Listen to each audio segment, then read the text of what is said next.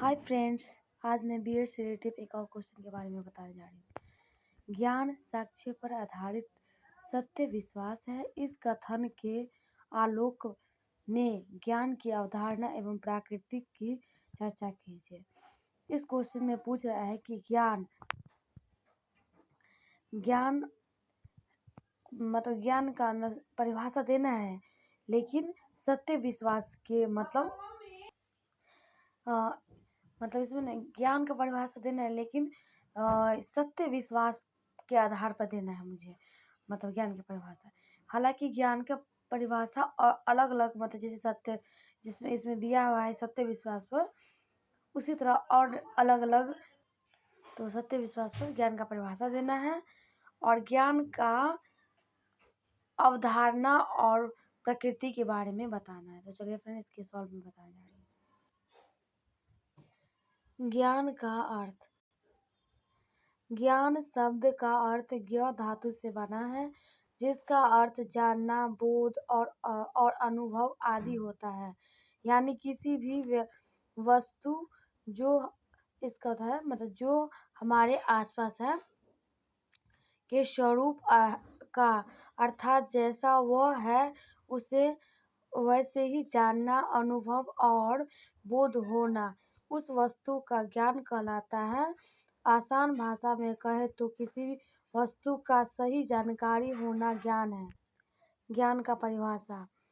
ज्ञान का परिभाषा किसी की निश्चित समय में किसी भी व्यक्ति या संपर्क में आने वाली कोई भी वस्तु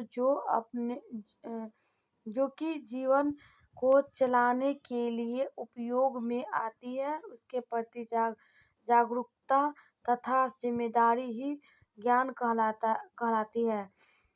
ग्रीक दार्शनिकों प्लूटो ने निर्दिष्ट किया है कि जानकारी को तीन मानदंडों को पूरा करना चाहिए ताकि ज्ञान माना जा सके: उचित, सत्य और विश्वास। हालांकि इस सिद्धांत इसमें गलती थोड़ा लिखा गया है, मतलब को नहीं किया होगा। इस सिद्धांत के बाद में कई अन्य विद्वानों द्वारा चुनौती दी गई है, जो ज्ञान और सच्चाई के बीच का अंतर पर आधारित था। कुछ चीजों में हमारा ज्ञान हमेशा सच्चाई नहीं होता है। उदाहरण के लिए, अतीत में यह सामान्य ज्ञान था कि पृथ्वी सपाट थी, हालांकि यह बाद में गलत साबित हुआ सिर्फ इसलिए कि हमें एक निश्चित तथ्य का कोई ज्ञान नहीं है। यह तथ्य सच नहीं है। ज्ञान सत्य विश्वास के रूप में परिभाषा। जैसे कि मैंने बताया है कि क्वेश्चन पूछ रहा है ज्ञान का परिभाषा, लेकिन सत्य विश्वास के आधार पर। अक्सर विश्वास को ज्ञान का ही रूप माना जाता है। हमारे अपने अनुभवों और चिंतन के आधार पर हमारे मन में जो निश्चित विश्वास बन जाता है, उन्हें ज्ञान कहा जाता है। हम किसी भी वस्तु को देखकर या किसी व्यक्ति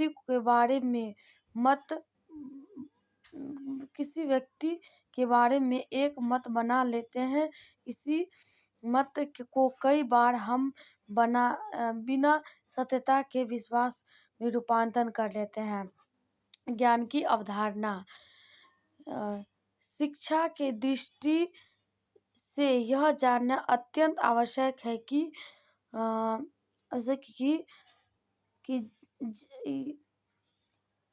ज्ञान है क्या, क्योंकि इस बारे में सभी दार्शनिक एवं विद्वान एक मत है कि शिक्षा का प्रमुख और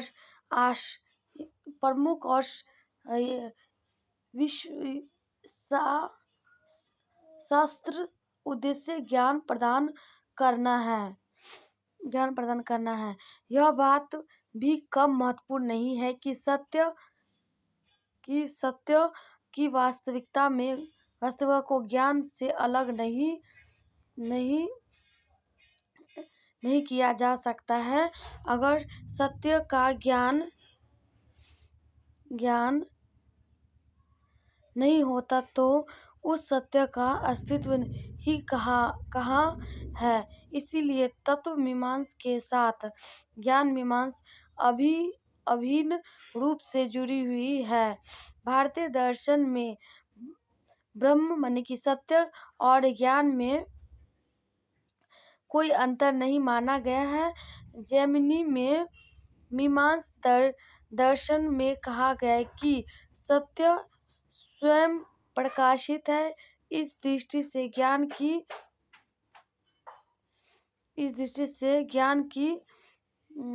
उत्पत्ति अपने आप होती है। वह मनुष्य के मन में स्वयं अवदासित होता है, क्योंकि सत्य और ज्ञान एक ही है। ऐसे ज्ञान को ईश्वर ज्ञान अर्थात सत्य द्वारा प्रधान माना गया जाता है। वेद ज्ञान को इसलिए अपौरुषीय कहा गया है, अर्थात ज्ञान को ईश्वर ने प्रदान किया है और ऋषियों के मन में ज्ञान अपने आप उपजा जिसे उन्होंने मंत्र रूप में बताया है। ज्ञान की यह अवधारणा शिक्षा के मूल को नष्ट नहीं करती तो कमजोर अवश्य बना देती। शिक्षा ज्ञान प्राप्त करने का एक प्रयास है। यह बात कई बार अनुभव से प्रमाणित भी हो जाती है। बहुत से लोगों ने पहले शिक्षा नहीं प्राप्त की, पहले उनके मन में ज्ञान उत्पन्न हुआ और फिर उन्होंने दूसरे को शिक्षा दी। बड़े बड़े संतों और धर्म प्रवर्तकों ने ऐसा ही मान भी लिया जाए तो शिक्षा का अधिकार कमजोर नहीं बनता। ज्ञान का महत्व ही क्या है, उसकी उपयोगिता ही क्या रही यदि वह दूसरे तक पहुंचाया नहीं जाता। समाज के लिए ज्ञान की उपयोगिता शिक्षा ही सिद्ध करती है। पैराग्राफ चेंज करके, ज्ञान सूक्ष्म है या स्थूल, यह प्रश्न भी महत्वपूर्ण है। शिक्षा में कार्यरत अध्ययन और छात्र दोनों के मन में जानकारी के रूप में वर्तमान ज्ञान सूक्ष्म है। दूसरी ओर पुस्तकों में वर्जित भाषा में लिखा हुआ ज्ञान स्थूल है। यह वैसे ही है जैसे नमक पानी में घुलकर अदृश्य हो जाता है, परंतु बड़े ढेलों के स्थूल रूप में दिखाई देता है। इसीलिए शिक्षा में पुस्तक का महत्व है। ज्ञान के एक अन्य स्वरूप के विषय में चर्चा शिक्षा की दृष्टि से उतनी ही महत्वपूर्ण है जितनी अन्य चर्चाएं।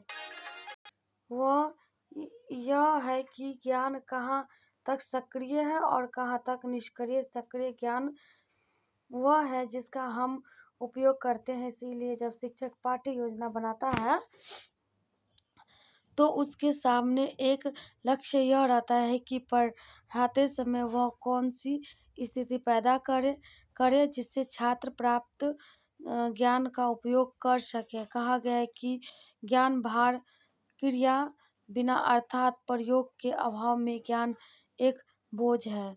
ज्ञान की अवधारणा के अंतिम विवेचन में एक बात कह देना जरूरी है, वह यह है कि ज्ञान क्या केवल अनुभूति मात्रा है। मेरे पास में गेंद रखी है, मुझे प्रथम अनुभूति हुई कि गेंद एक वस्तु है। फिर मैं ध्यान से उसे देखता हूँ, उसका रंग आकार दिखाई देता है, फिर छूता हूँ और उसे लुढ़काता हूँ। यह गेंद की रचना, उत्पत्ति और यहाँ तक कि उसे ब्रह्मांड का लघु रूप होने के बारे में भी जानता हूँ। तब यह स्थिति संभवतः ज्ञान की होगी। इस दृष्टि से ज्ञान हाथ की हथेली पर रखे हुए आमले के समान बन जाता है। हमारी शिक्षा छात्र को केवल कुछ सूचनात्मक तथ्य देती है, ज्ञान नहीं। इसके भीषण परिणाम हमारे सामने आ रहे हैं। ज्ञान की प्रकृति। हम नेक्स्ट है ज्ञान की प्रकृति। ज्ञान की प्रकृति को समझने के लिए ज्ञान के सिद्धांतों के बारे में जानकारी प्राप्त करना आवश्यक है, क्योंकि ज्ञान को सिद्धांत ज्ञान की परिभाषा देने और उसकी विशेषताओं की व्याख्या करने का प्रयास करते हैं। ज्ञान का शाब्दिक अर्थ ठोस विश्वास है, जो जानने, निर्देश देने, प्रकाशित करने, सीखने और क्रियात्मक निपुणता की ओर संकेत करता है। ज्ञान की प्रकृति को ज्ञान की विशेषता के माध्यम से समझा जा सकता है। ज्ञान की विशेषता निम्नलिखित है। पहला, ज्ञान सत्य तक पहुंचने का साधन है। दूसरा, विचार ज्ञान के लिए श्रेष्ठ सामग्री का काम करता है। तीसरा, भाषा के माध्यम से ज्ञान की प्राप्ति और संचार होता है। चौथा, शब्दों का अर्थ सत्य विचार ज्ञान की शिला का आधार बनाते हैं। पांचवा, ज्ञान की सुनिश्चित। छठा, ज्ञान की पुष्टि की जा सकती है। सातवां, तथ्य तथा मूल्य ज्ञान के ढांचे पर आधारित बनते हैं। ज्ञान का निष्कर्ष। ज्ञान जीवन के हर पहलू में उपयोगी है। हमारे पास जितना अधिक ज्ञान है, हमारे पास उतना ही शक्ति और हमारे व्यक्तिगत और व्यावसायिक विकास के लिए महत्वपूर्ण है, और हमें जीवन में सफलता प्राप्त करने के लिए प्रेरित करता है। सो यहाँ तक आंसर था दोस्तों। आप लोगों को कैसा लगे, लाइक, सब्सक्राइब, कमेंट कीजिएगा। Thank you.